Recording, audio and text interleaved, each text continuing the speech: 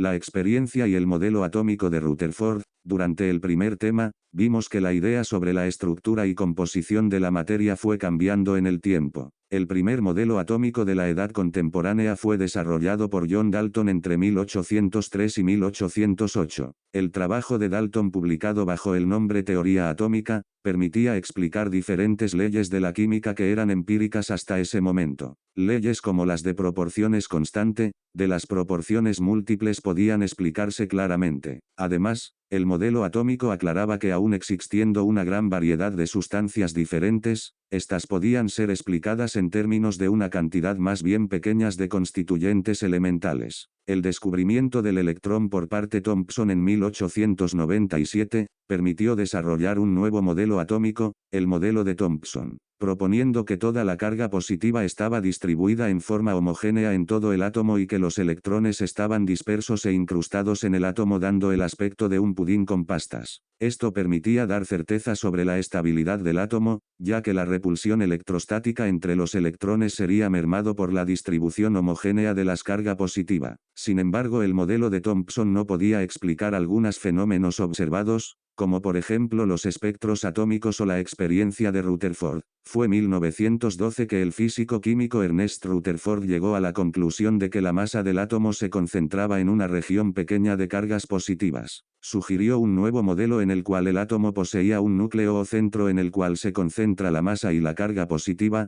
y que en la zona extranuclear se encuentran los electrones de carga negativa. Ahora vamos a dar paso a una breve explicación de cómo fue la experiencia realizada por Rutherford, la cual le permitió proponer la existencia del núcleo atómico. Para esta experiencia vamos a necesitar una fuente de partículas alfas. Las partículas alfas tienen una masa que es aproximadamente 4 veces la masa del protón y una carga positiva equivalente a las de 2 electrones. Esta fuente emite una cantidad de n partículas alfa por segundo. Podemos ver en el gráfico en pantalla que la gran mayoría de partículas alfas emitidas tienen una energía cinética Ti. El esquema presentado es únicamente a los fines representativos, y se puede obtener a partir de un selector de velocidades. Se hace colisionar las partículas contra una delgada lámina de oro de espesor epsilon. Las partículas alfas con una determinada energía cinética en principio, según el modelo atómico de Thomson, no debería tener inconveniente en atravesar la lámina de oro. Esto es fácilmente comprobable, si sobre la recta de incidencia de las partículas alfa se coloca un detector, tal y como se muestra en la figura.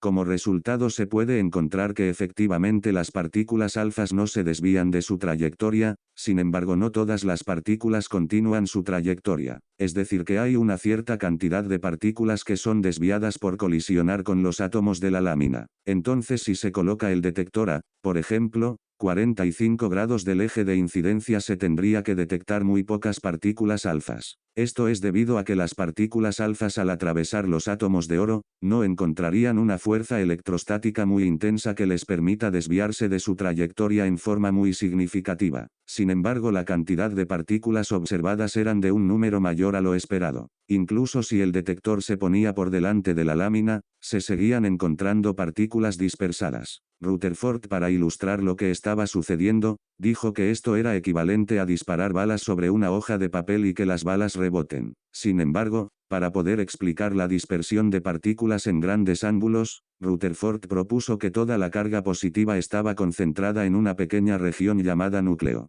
Esta propuesta permite modelar una interacción entre las partículas alfas y los núcleos del átomo como una interacción coulombiana. Esto es posible porque toda la carga positiva está concentrada en un punto, y los electrones dispersados alrededor del núcleo. Sin embargo, para entender cómo ocurren las dispersiones de las partículas alfas, necesitamos estudiar la interacción en función de diferentes parámetros. Por lo tanto, estudiaremos el mecanismo de dispersión que ocurre en esta experiencia. En primer lugar vamos a considerar la recta de incidencia, que pasa por el centro de la fuente de partículas y por el centro del átomo que se va a estudiar. Como la fuente de partículas emite un número n de partículas, no todas las partículas tienen que ir por esa recta, por construcción del problema. Las partículas alfas pueden ir en diferentes direcciones pero que sean paralelas a la recta de incidencia. La distancia entre la recta a la cual la partícula alfa se desplaza cuando viene desde el infinito y la recta de incidencia, se la denomina con la letra b y se la llama parámetro de impacto. Por otro lado, al considerar que la partícula viene desde muy lejos, es decir desde el infinito, esta viene con una energía cinética Ti. Para describir la posición inicial de la partícula alfa utilizaremos el vector posición R0. El ángulo en sentido horario entre el eje de incidencia y el vector posición lo denominamos con la letra θ. Es interesante remarcar que si el parámetro de impacto es igual a 0, tendremos que el ángulo θ es igual a 0 en todo momento. Por lo tanto estaremos frente a un caso de un choque frontal. Esto nos sirve para introducir la distancia de máximo acercamiento d,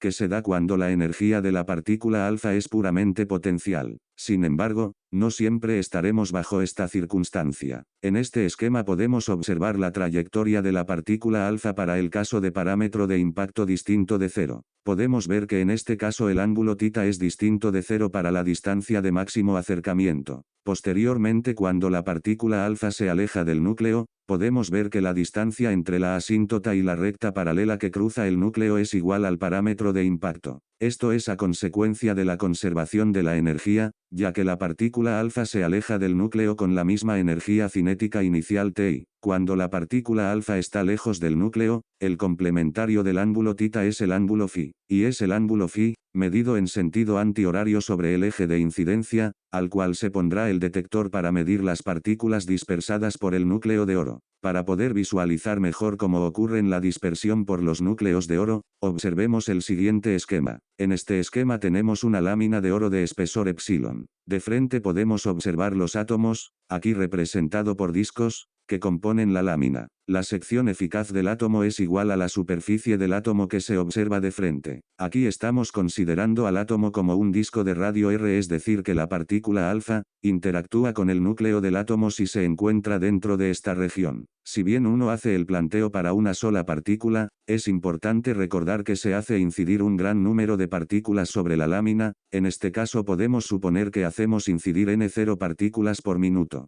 Al tener una gran cantidad de partículas incidiendo sobre los átomos de la lámina, las partículas interactúan con diferentes núcleos atómicos. Una variación en el parámetro de impacto, tal y como se observa en el esquema, implica una variación de la interacción entre el núcleo y la partícula alfa. Por lo tanto influye en ángulo al cual se dispersa la partícula alfa. En el siguiente esquema podemos observar cómo se dispersan las partículas alfas en un diferencial de ángulo sólido φ más diferencial de φ. Por lo tanto es en este diferencial de ángulo sólido que contamos la cantidad de partículas dispersadas. La ecuación que vemos en pantalla, nos determina la cantidad de partículas alfas que son dispersadas en el diferencial de ángulo sólido φ más diferencial de φ. Por convención vamos a decir que las partículas incidentes por unidad de tiempo son n0, y estas se dispersan en un ángulo sólido φ más diferencial de φ. La cantidad de partículas dispersadas a este ángulo depende de la energía cinética de las partículas alfas incidentes, del material y espesor de la lámina. La ecuación de Rutherford predice correctamente las cantidades de partículas dispersadas en los diferentes ángulos, por lo tanto al ser obtenida con el supuesto de que toda la carga positiva del átomo está en una pequeña región llamada núcleo. Estamos frente a una comprobación experimental de la existencia del núcleo atómico. Espero que les haya servido esta pequeña introducción. Finalmente recibí por correo un micrófono y una cámara decente que había comprado, así que espero empezar a cambiar la dinámica de los vídeos muy pronto. Espero que les haya servido este pequeño resumen. Espero sus consultas, y les recuerdo que el material aquí presentado es complementario a los demás ofrecidos. Hasta pronto.